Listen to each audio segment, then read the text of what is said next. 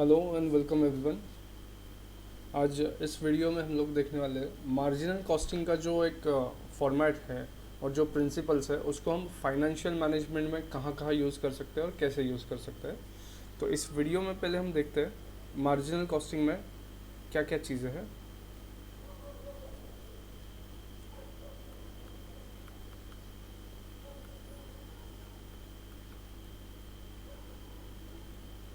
अब जो है मार्जिनल कॉस्टिंग में ये दिया होता है सेल्स। अब इसको दो टुकड़ों में डिवाइड करना है।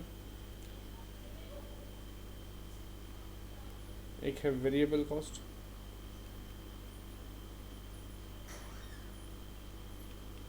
एंड बचा हुआ जो पोर्शन है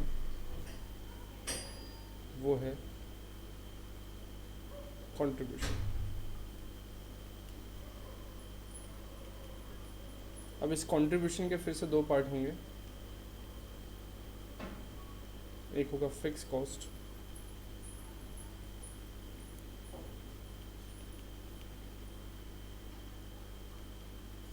और दूसरा होगा प्रॉफिट। ये ऑपरेटिंग प्रॉफिट रहेगा।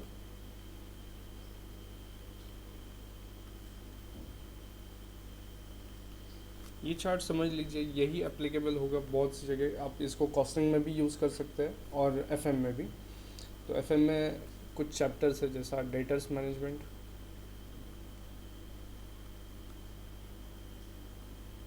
देन फिर लिवरेजेस,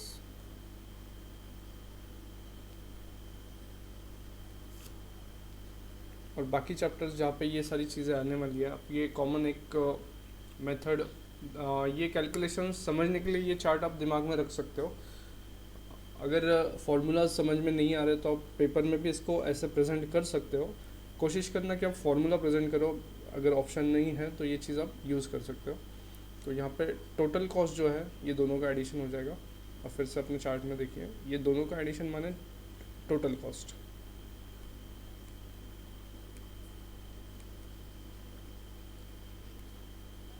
और एक चीज़ ध्यान में रखना है, ये वेरिएबल कॉस्ट जो है पर यूनिट फिक्स होता है।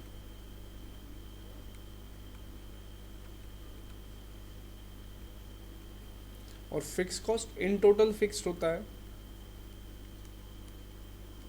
आप कितना भी प्रोडक्शन करो, कम करो, ज़्यादा करो या नहीं करो, ये फिक्स होता है, इसलिए इसे फिक्स कॉस्ट कहते हैं। और इसको हम मार्जिनल कॉस्टिंग में पीरियड कॉस्ट ट्रीट करते हैं।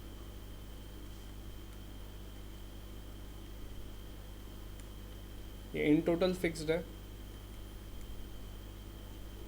पर यूनिट चेंज होता है। ये जस्ट एक समझाने के लिए बता रहा हूँ।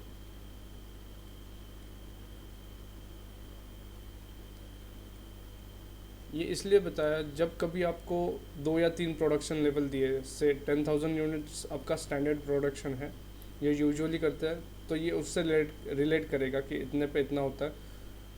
तो यहाँ पे पर यूनिट फिक्स कॉस्ट दिया रहेगा, तो आपको टोटल कॉस्ट कैलकुलेट करना है। और टोटल कॉस्ट कैलकुलेट करके अगले लेवल पे से 20,000 पे सेम अमाउंट कैरी करना है। ये आपको प्रैक्टिकल सम करते समय बताया जाएगा फिर से।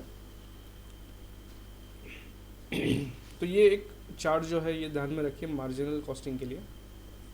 अब इसको एक स्टेटमेंट फॉर्म में लाते हैं फिर से। जब भी हमको कैलकुलेशन करना है तो इसका स्टेटमेंट फॉर्म क्या होगा देखते हैं।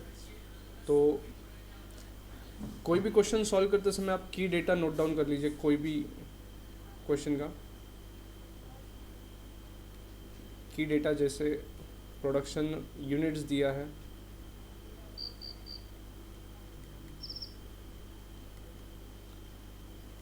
फिर सेलिंग प्राइस पर यूनिट दिया है, वेरिएबल कॉस्ट पर यूनिट दिया है and fix cost per unit दिया है। ये सारा की डेटा आप नोट डाउन कर लीजिए। और यहाँ पे कुछ पॉलिसीज़ वगैरह दिए होंगे, सिनारियोज दिए होंगे, तो वो केस में यहाँ पे कर लीजिए, सो दैट आपको क्वेश्चन फिर से रेफ़र करने का ज़रूरत नहीं गिरेगा। सारे डिटेल्स यहाँ पे आ जाएंगे और आपका कोई पॉइंट छूटेगा नहीं क्वेश्चन सॉल्व करते समय। ठीक है, अभी हम स्टेटमेंट बनाते हैं। तो स्टेटमेंट ऑफ प्रॉफिटेबिलिटी यहाँ पे ले लेंगे।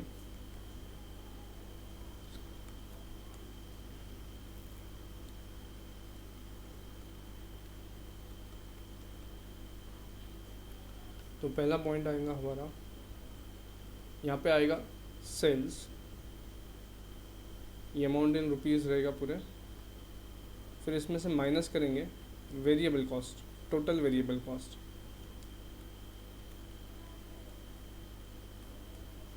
तो ए माइनस बी करने के बाद जो बचेगा वो बचेगा कंट्रीब्यूशन।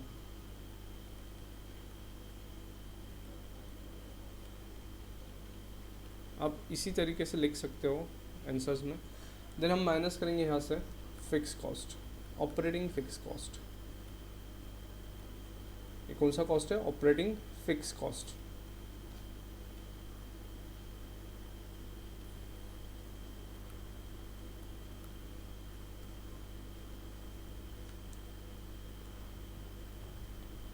देन यहाँ पे आ जाएगा आपका ऑपरेटिंग प्रॉफिट।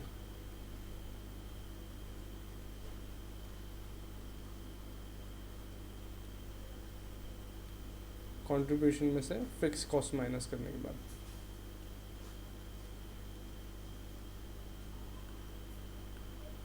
अब यहाँ से हम माइनस करेंगे इंटरेस्ट, इसको EBIT भी बोला जाएगा FM में।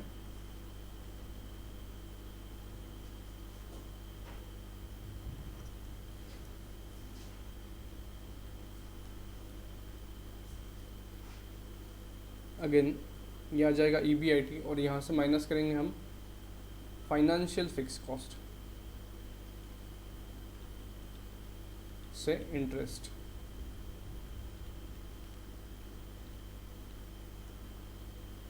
तो यहाँ पे हमको मिल जाएगा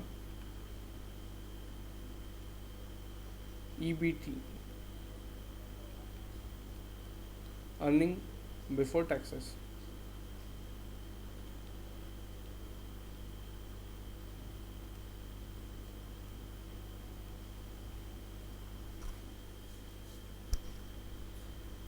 यहाँ से E में से F माइनस कर देंगे तो ये अमाउंट आ जाएगा आपका। देन फिर H टैक्सेस माइनस करेंगे हम लोग यहाँ से, @ जो भी परसेंटेज दिया है वो। ये आ जाएगा हमारा पैट, GHI। ये हो जाएगा अर्निंग्स आफ्टर टैक्स या प्रॉफिट्स आफ्टर टैक्स, दोनों ही वर्ड यूज़ कर सकते हैं हम यहाँ पे।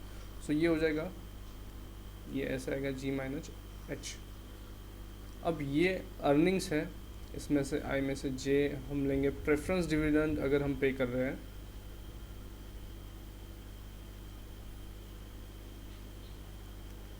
ये माइनस हो जाएगा यहाँ से, तो जो बच जाएगा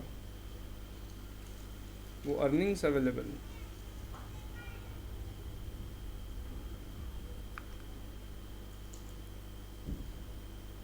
फॉर इक्विटी शेयर होल्डर्स।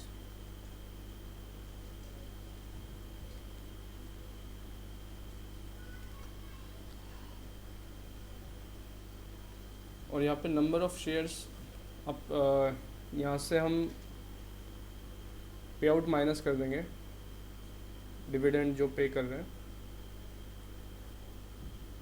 तो बच जाएगा रिटेन्ड अर्निंग्स।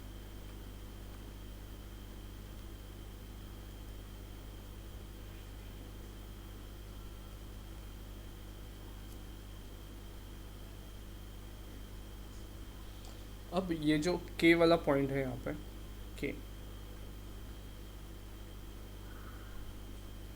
अगर इसी को नंबर ऑफ शेयर्स आउटस्टैंडिंग से डिवाइड कर दो,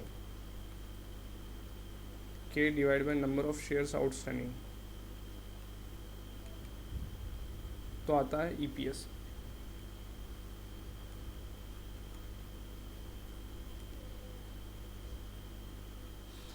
तो ये एक फॉर्मेट जो है आपने रिसाइड कर लेना है अपने दिमाग में कि ये फॉर्मेट FM में बहुत सी जगह लगेगा।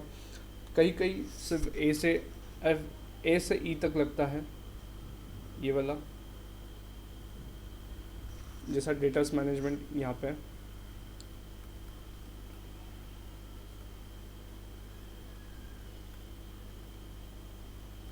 थोड़ा आगे चलते हैं और EBT तक अगर आ गए हम लोग, सेकंड वाला पॉइंट, अगर ये पूरा लेते हैं हम सेकंड में, लिवरेज में यूज़ होगा। और पूरा की पूरा स्टेटमेंट अगर लेते हैं तो मे बी डिविडेंड में भी आ जाए आपको और कहीं और आ गया। ये जो पूरा स्टेटमेंट है ये बहुत सी जगह लगेगा हमको। तो ये एक फॉर्मेट है जो आपने अपने दिमाग में फिट कर लेना है, सो दैट कोई भी क्वेश्चन आ जाए, अगर ये फॉर्मेट में हम फिगर्स पुटअप करते चलेंगे तो हमारे आंसर्स जो है अनफोल्ड होंगे ऑटोमेटिकली। सो ये फॉर्मेट सेट कर लीजिए दिमाग में, काम में आएगा हर जगह और आपके आंसर्स ऑटोमेटिक अनफोल्ड होंगे। सो आई होप ये वीडियो और ये ट्रिक जो मार्जिनल कॉस्टिंग का हमने देखा ये आपको पसंद आया होगा। ये वीडियो अगर पसंद आया है तो लाइक करिए, कमेंट करिए, और कुछ आपको शॉर्टकट ट्रिक देखना है या क्वेश्चन सॉल्व करवा के लेने हैं, पर्टिकुलर कोई क्वेश्चन है आपके पास तो आप कमेंट बॉक्स में लिखिए, या तो हमारे ईमेल आईडी पे हमको भेजिए, या यहाँ पे आप विज़िट कर सकते हो हमारे वेबसाइट पे, या व्हाट्सएप कर सकते हो इस नंबर पे। आपके कोई क्वेश्चंस हैं, हम उस क्वेश्चंस को आंसर देने का ज़रूर कोशिश करेंगे। और सिंपल वे में हम एफएम के और भी कुछ ट्रिक्स लाने वाले हैं इस चैनल पे और एक दूसरे चैनल पे जिसका नाम है CA सुमित काबरा। तो स्टे ट्यून्ड, देखते रहिए हमारे वीडियो, सब्सक्राइब करिए हमारे चैनल को। सी यू सून, थैंक यू।